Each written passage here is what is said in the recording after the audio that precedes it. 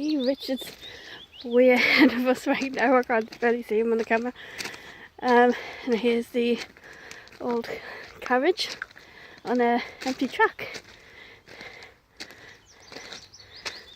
So I'm just going to take a quick picture, so bear with me.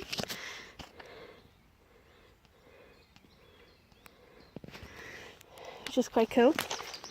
You see that there? An old signal light.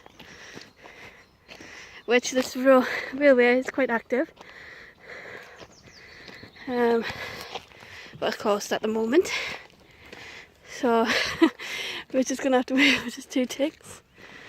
And then we're going to take another picture here. Almost sounds like there's a train coming across this line, but it's just we're near a busy road.